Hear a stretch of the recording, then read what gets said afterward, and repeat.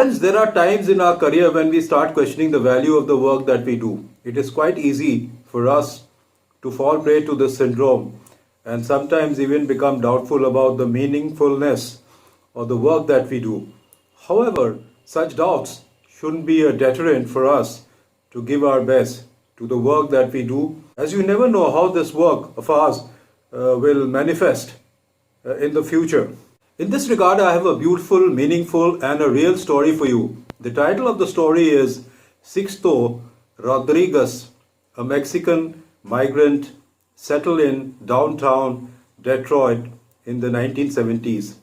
Sixto was a small-time musician playing gigs in the bars of the rundown part of Detroit. Sixto caught attention of a producer of a big music label. As a result, Viola, Sixto's first music album, was out.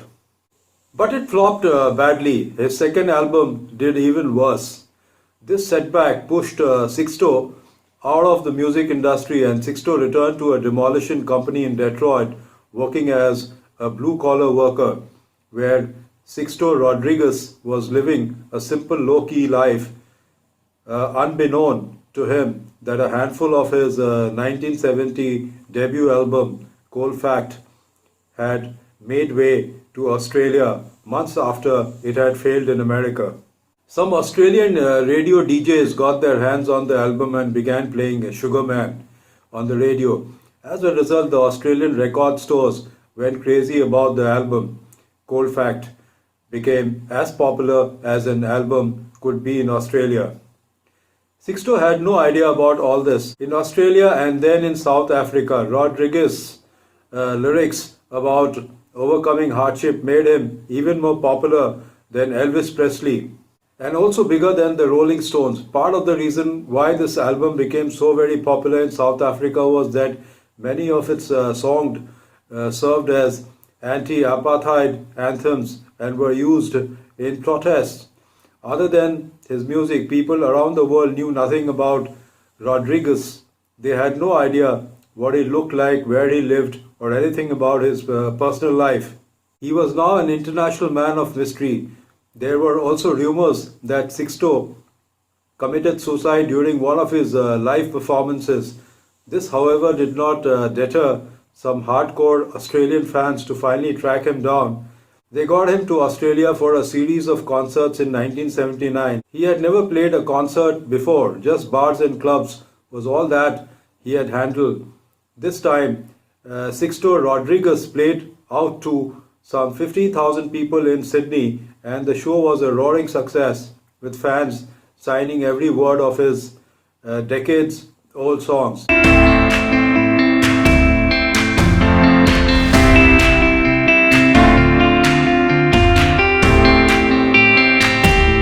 After this successful tour of his, Sixto once again went back to work as a demolition man. While all this was happening, South Africa continued simmering under Rodriguez's craze. A music journalist and Rodriguez's fan, Steven Segerman, launched a website dedicated to him and was able to get in touch with Rodriguez's daughter in 1997. Rodriguez was in awe to learn about his fame in South Africa.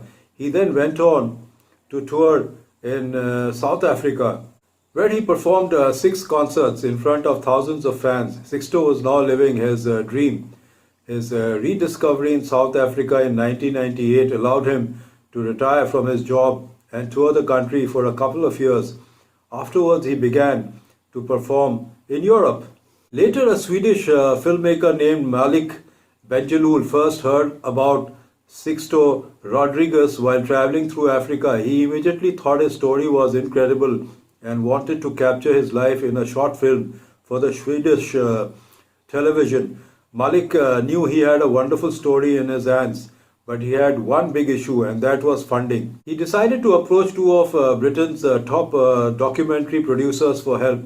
But even with the help of the 2 big-name producers, Malik Benjelloul only could secure funding that covered a year of expenses and production costs. The film actually took 3 years to make. When funding ran out, Benjalul used the $1 Super 8 app on his iPhone to finish the documentary.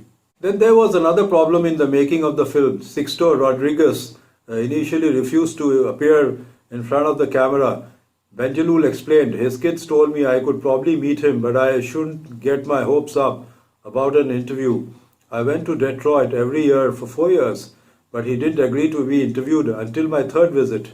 After overcoming all obstacles, Malik Benjalul's film Searching for Sugar Man was nominated for the Best Documentary Feature at the Academy Awards, and it went on to win the award for the Best Documentary Feature at the 85th Academy Awards in 2002. Searching for Sugar Man was a roaring success at the box office when it was released in the US. Malik Benjalul begged Rodriguez to attend the Oscars, but in vain. Sixto thought it would take the attention away from the filmmakers. Rodriguez said, I was asleep when it won, but my daughter Sandra called to tell me, I don't have a TV service anyway. So, not only did he refuse to attend the ceremony, he was asleep when the film won the award. After this, Sixto Rodriguez's life was totally transformed since the release of Searching for Sugar Man. The Academy Award victory took his fame to the next level. After the Oscar win, Sixto began to play sold out shows all over New York and even in music festivals around the world. Many of his shows were even a sellout in minutes. People just love to see him perform live, and he also loves to do that. Despite all the success and money, Sixto still lives in the same old modest house in downtown Detroit that he has had for the last 40 years. Sixto Rodriguez has no computer, car, or a television. He still lives a very Spartan life. Sixto once told his daughter there are 3 basic needs: food, clothing, and shelter. Once you get these 3, rest are just the icing. Sixto is still the same old person that he was before he became a celeb. He is friendly, down to earth, and he is doing what he loves the most, creating music. So friends, there is always a meaning in the assignments that we do day in and day out. But most of the times, we are unable to discern that meaning before the time is ripe. Sixto Rodriguez is an example of that. Goodbye friends. See you next week.